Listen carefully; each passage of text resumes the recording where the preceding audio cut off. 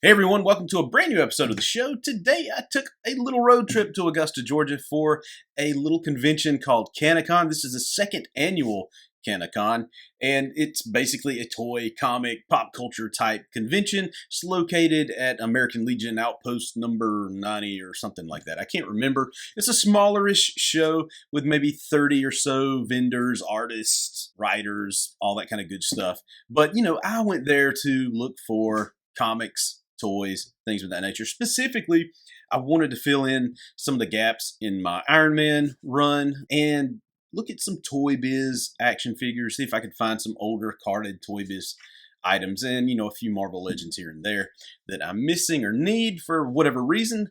And I did find some stuff. But before I go into what I found, I'm going to give you a little tour, a little walk around, walk through of the convention, just to kind of give you an idea of everything that's out there. Check out the walkthrough and then come back at the end of the walkthrough to see what I got.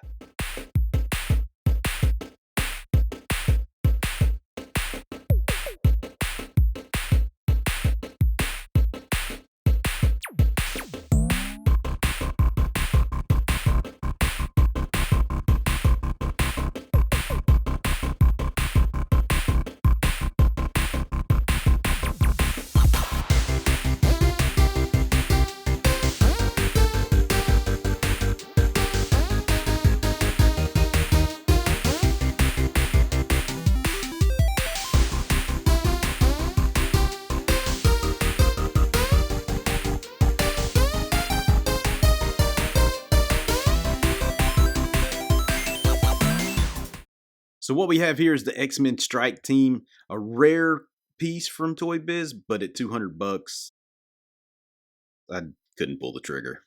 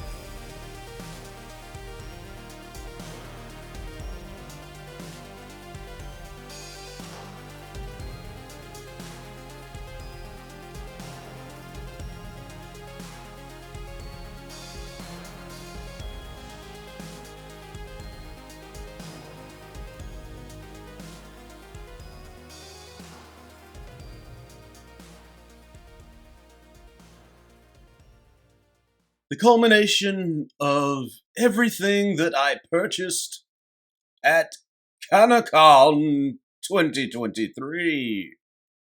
First thing I purchased was this awesome comic box featuring the immortal Thor. Pretty cool, right? Love these comic boxes with the Marvel stuff on it. Really, really cool. And next, we're going to walk through some of the stuff that I got. Now, I didn't buy any toys. There was one thing that caught my eye, and we talked about it earlier in the video. It was the Toy Biz X-Men box set. I just I didn't have $200 on me and I didn't want to pull the trigger on that. So that was left on the shelf. But other than that, I didn't really see anything that really made me want to say, I need that. But I did find some comics, so we're going to start by taking a look at some of the comics that I did purchase. First up is Spider-Punk #1, the variant cover. This is just an awesome cover. I like the Spider-Punk character, but nothing, that I have to have. But this cover looked really awesome, so I went ahead and said, I'll put the $7 down to get this cover. Now, the next round of comics that I purchased, all $1 a piece, and some of them are just, things that mean something to me, or just really cool covers and that I had to have, or just kind of some gap fillers and some runs that I needed. So let's take a look at these comics. Heroes Reborn Fantastic Four #1, awesome Jim Lee cover for $1. Yeah, I'm gonna do it. Iron Man 13 from the Heroes Reborn run. Again, just a gap filler for my collection of Iron Man comics. Iron Man 332, an Onslaught tie-in. Back in the day, I had this, sold all my comics a long time ago. Now I'm building stuff back, and just one of the comics that I need for my Iron Man run. Iron Man Annual 2000, gotta have it for $1. I mean, you can't beat $1, and all of these comics are super minty condition. So for $1, I'm probably not going to find a better deal. Kind of go through these real quick. Iron Man 27, Iron Man 32, Iron Man 26, Iron Man 34, Iron Man 47, Iron Man 12, Iron Man 21. And finally, the next two comics that I picked up were just some nostalgia-based wants. I just saw them going through this $1 box, and I said, yeah, I used to have those as a kid. Let me go ahead and grab those again. This is thing number 26, one of the first comics that I ever had. So, of course, I'm going to pick it up. It's right along in there with Iron Man 171, Marvel Team Up 131, 130, 132, Scarlet Witch or Vision, Spider-Man Team Up. Can't remember. And the thing number 30. Cool story here. Back during Christmas of '85, I believe it was, in the Sears Wish Book, they did have this thing where you could pay like, I don't know what it was, like $19.99, and you get this big, huge box of comics. Well, of course, Mommy got that for me for Christmas. So I ended up with a crap ton of Marvel comics out of that, and they give you about 2 issues of each run of comics that they had at the time. This was one of them. It was during Secret Wars 2, so I have a little fondness for Secret Wars 2, even though it's not regarded as the best in the world. I still have a fondness for it, but just a cool cover to me that brings back lots of memories. And for $1, that's cool. You can't buy a memory for $1. All in all, the show was pretty decent. I only stayed about an hour. Most of that time was spent digging through comic boxes at Augusta Books and Exchange. I think they're called ABX now or something like that. Don't get me wrong. But if you're in Augusta, Georgia, check them out. Where I got all of these $1 comics. And if I had more money towards the end of the month, and my allowance from the wife is sort of spent out, so I couldn't spend as much as I wanted to. There were quite a few comics left, a lot of Iron Man comics that I needed, but I just tried to limit myself, especially since I bought the box as well. All right, folks, that is it. If you have any questions about what you see at the convention in the walkthrough, please leave a comment below. Let me know. I'll try to answer them as best as I possibly can. All right, until next time, peace.